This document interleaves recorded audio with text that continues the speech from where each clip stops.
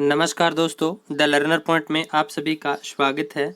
दोस्तों आज अपन करेंगे लोक संगीत एवं वाद्य यंत्र रीट यूनिट नंबर 10। डेली दोस्तों आपको टॉपिक दिए जाते हैं। यदि टॉपिक शेड्यूल आपको देखना है तो टेलीग्राम द लर्नर पॉइंट 20 आप ज्वाइन कर लीजिए। अपने चैनल के अबाउट में जाकर टेलीग्राम का लिंक मिलेगा, वहाँ से आप ज्वाइन कर सकते हैं। तो पहला प्रश्न आपके सामने स्क्रीन पर यह रहा, मीराबाई किस वाद्य यंत्र का प्रयोग करती थी? सारंगी, अलगोजा, इकतारा या पुंगी? मीराबाई किस वाद्य यंत्र का प्रयोग करती थी? तो इसका राइट आंसर क्या हो जाएगा? इकतारा का प्रयोग करती थी मीराबाई। अगला प्रश्न, कौन सा वाद्य यंत्र गुर्जर भोपों का प्रचलित वाद्य यंत्र है? कौन सा वाद्य यंत्र गुर्जर भोपों का प्रचलित वाद्य यंत्र है? जंत्र, रावण हत्ता, खंजरी, मादल? तो इसका राइट आंसर क्या हो जाएगा? जंतर। अगला प्रश्न आपके सामने स्क्रीन पर यह रहा, राजस्थान की मरु कोकिला उपनाम से मांड गायिका है। राजस्थान की मरु कोकिला के नाम से किसे जाना जाता है? गौरी देवी, अल्लाह जिलाबाई, मांगीबाई या सीमा मिश्रा? तो राजस्थान की मरु कोकिला के नाम से किसे जाना जाता है? इसका सही उत्तर हो जाएगा अल्लाह जिलाबाई। अगला प्रश्न आपके सामने स्क्रीन पर यह रहा, पटेल्या, बिछियो एवं लालर प्रमुख लोकगीत हैं। पटेल्या, बिछियो, लालर प्रमुख लोकगीत है। जाट जाति के, कालबेलिया जाति के, चारण जाति के या आदिवासियों के? तो 344 का राइट आंसर क्या हो जाएगा? आदिवासियों के। अगला प्रश्न आपके सामने स्क्रीन पर यह रहा, पंछीड़ा नामक लोकगीत किसके द्वारा रचित है? पंछीड़ा नामक लोकगीत किसके द्वारा रचित है?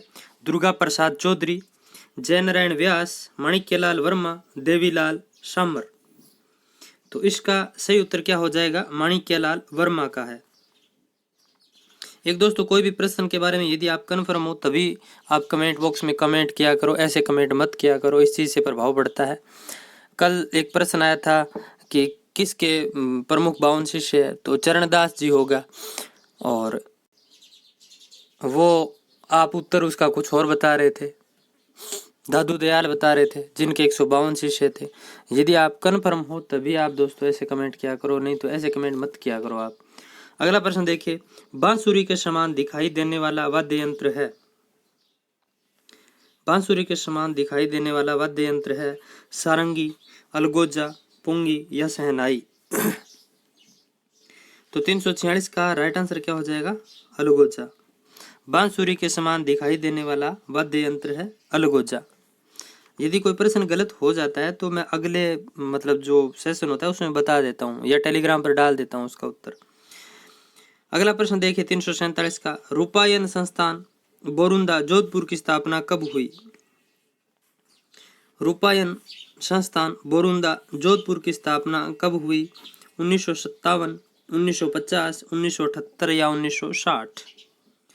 तो 347 का राइट आंसर क्या हो जाएगा? 1960 में हुई। हालांकि ये चीज़ मैं भी मानता हूँ कि सारे प्रश्न हैं वो जरूरी नहीं सही हो, कोई एक आध प्रश्न गलत भी हो जाता है। तो उसके लिए यदि आप कन्फर्म हो, कोई व्यक्ति कन्फर्म हो ना कि हाँ सर मुझे पता है, कन्फर्म है, इसका उत्तर ये होगा, तब मैं भी दोस्तों उनकी प्रूफ रीडिंग करूं या मैं देखूं कहीं, क्योंकि ऐसे थोड़ी है कि मेरे पास भी बहुत सारी ग्रंथों के भंडार है, मैं भी कहीं किताबों से प्रश्न उठाता हूं, तो यदि उत्तर गलत हो तो वो हो जाता है कई बार। तो ऐसा वाद्य यंत्र जिसका आकार चिलम के समान होता है, शहनाई, पुंगी, कामयाचा या सारंगी? ऐसा वाद्य यंत्र जिसका आकार चिलम के समान होता है। तो 348 का सही उत्तर क्या हो जाएगा? शहनाई। अगला प्रश्न, रागमाला और रागमंजरी ग्रंथों की रचना किसने की? रागमाला और रागमंजरी ग्रंथों की रचना किसने की? कृष्णानंद व्यास, पंडित भावभट्ट, पुंडरीक विठल, सारंग व्यास? तो सही उत्तर क्या हो जाएगा? पुंडरीक विठल। अगला प्रश्न आपके सामने स्क्रीन पर यह रहा, मेवाड़ क्षेत्र में भील स्त्री पुरुषों द्वारा गाया जाने वाला युगल गीत कहलाता है? हरजस, हमशिडो, पपैयो या पंछीड़ा। तो सही उत्तर क्या हो जाएगा? मेवाड़ क्षेत्र में भील स्त्री पुरुषों के द्वारा गाया जाने वाला युगल गीत क्या कहलाता है? हमशिडो कहलाता है। अगला प्रश्न आपके सामने स्क्रीन पर यह रहा, सीठड़े सीठड़े क्या है? श्रृंगारिक लोकगीत, विरह गीत, पर्वतीय लोकगीत या गाली गीत। तो दोस्तों सीठड़े गाली गीत है। क्या है? गाली गीत। अगला प्रश्न, मेवाड़ क्षेत्र में भील स्त्री पुरुषों द्वारा गाया जाने वाला युगल गीत क्या कहलाता है? तो ये दोस्तों अभी आ चुका हमशिडो कहलाता है। अगला प्रश्न आपके सामने स्क्रीन पर यह रहा, वर वधू को जादू टोने से बचाने के लिए गाया जाने वाला गीत कौन सा है? वर वधू को जादू टोने से बचाने के लिए गाया जाने वाला गीत कौन सा है? काजलियो, बन्ना बन्नी, माहेरा या कामण। तो कामण है दोस्तों, कामण। हरजस क्या है? हरजस भक्ति गीत, जनजाति लोकगीत, विवाह गीत या श्रृंगार गीत। तो हरजस क्या है? जल्दी से आप बताइए। तो इसका सही उत्तर हो जाएगा भक्ति गीत है। नेक्स्ट देखिए, हाड़ौती क्षेत्र में प्रचलित लोकगीत, एक पत्नी अपने पति को उसकी मृत्यु के पश्चात दूसरा विवाह करने का आग्रह करती है। तो हाड़ौती क्षेत्र में प्रचलित लोकगीत जिसमें एक पत्नी अपने पति को उसकी मृत्यु के पश्चात दूसरा विवाह करने के लिए आग्रह करती है, पंछीड़ा, कागा, हिचकी या बिछुड़ो। तो इसका सही उत्तर आप बताइए जल्दी से, क्या होगा 5 का? तो दोस्तों बिछुड़ो, सही उत्तर क्या हो जाएगा? बिछुड़ो।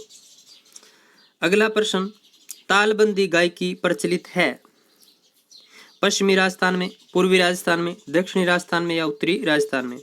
तो सही उत्तर क्या हो जाएगा? पूर्वी राजस्थान में। अगला प्रश्न, सदीक खां मांगलियार किस वाद्य सदीक खां मांगलियार किस वाद्य यंत्र बजाने में सिद्धहस्त थे?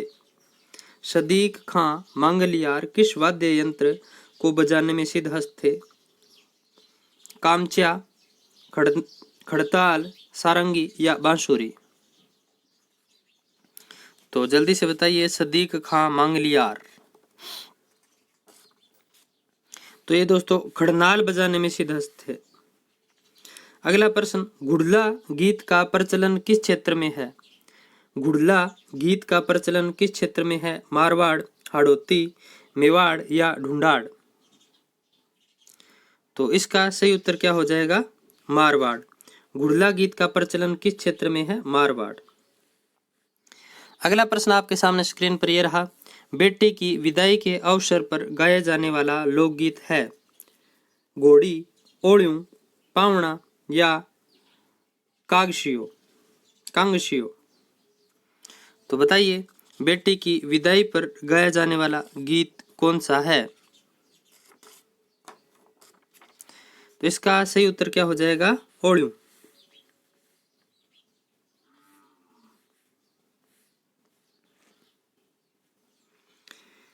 निम्न में से तंतवाद्य यंत्र नहीं है? इकतारा, सारंगी, अड़गोजा या चिंकारा।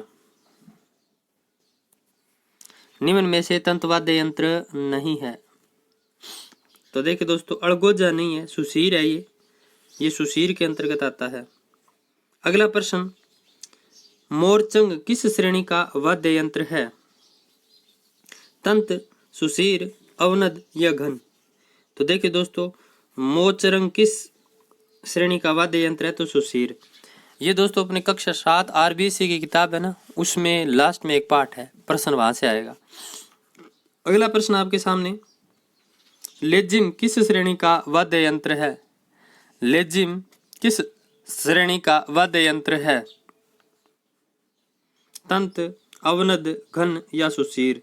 तो घन। अगला प्रश्न, सुशीर वाद्य यंत्रों में सर्वश्रेष्ठ एवं मांगलिक वाद्य यंत्र।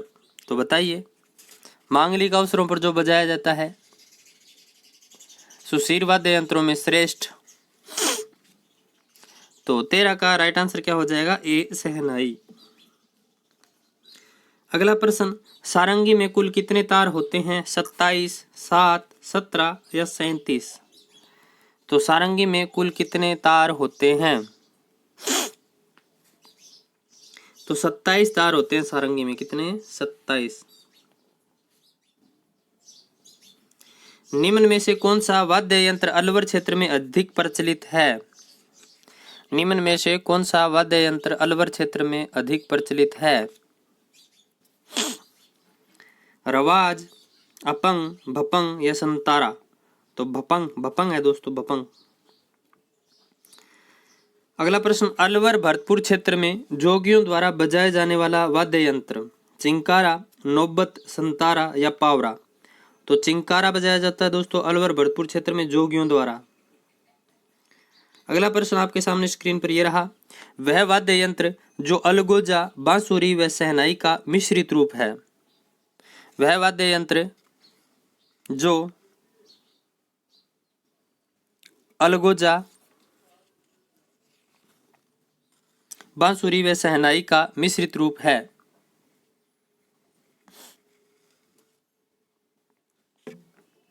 तो संतारा है दोस्तों, संतारा। अगला प्रश्न, कच्छी घोड़ी नृत्य के समय बजाए जाने वाला वाद्य यंत्र है ताशा, संतारा, झांझ या चंग? तो झांझ बजाया जाता है दोस्तों कच्छी घोड़ी नृत्य के समय। अगला प्रश्न आपके सामने स्क्रीन पर यह रहा, भेरू जी के भोपों का प्रमुख वाद्य यंत्र है नड, रावण हत्ता, माटे या मश्क? तो मश्क है दोस्तों, मश्क। ध्यान रखना, मश्क। भेरूंजे के भोपों का प्रमुख वाद्य यंत्र मश्क। रावण हत्ता वाद्य यंत्र में कुल कितने तार होते हैं? 9, 12, 27 या 3? तो इसका सही उत्तर क्या हो जाएगा? 9। अगला प्रश्न, चिलम के आकार का वाद्य यंत्र है मोरचंग, भपंग, शहनाई या नड़? तो 21 का सही उत्तर क्या हो जाएगा? शहनाई। अगला प्रश्न, निम्न में से कौन सा जोड़ा गलत है? तो देखिए दोस्तों, गलत पहचानना है आपको।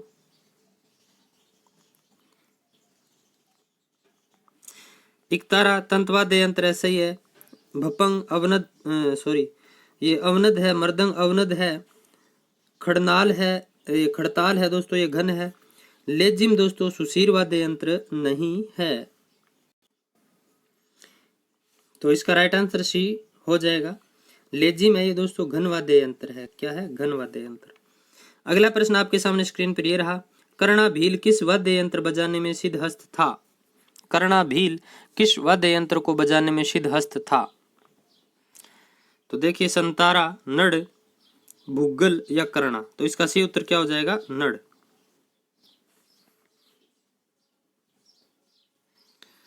अगला और आज का अंतिम प्रश्न, तो देखिए, कथक का सबसे प्रचलित घराना है जयपुर, मेवाती घराना, डागर घराना, सैनिया घराना? तो इसका सही उत्तर क्या हो जाएगा? जयपुर घराना। चलिए अगला प्रश्न भी देख लेते हैं। रागमाला और राग मंजरी संगीत ग्रंथों के रचयिता? तो ये दोस्तों ऊपर प्रश्न रिपीट हो चुका है, ये वहां मैंने लिख दिए हैं, ठीक है। तो इसका सही उत्तर क्या हो जाएगा? पुंडरीक विठल। तो ये थे दोस्तों आज के प्रमुख महत्वपूर्ण प्रश्न आपके लिए।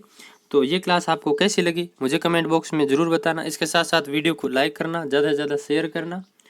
मिलते हैं फिर कल नए टॉपिक के साथ। टॉपिक दोस्तों आप टेलीग्राम में जाकर देखिए।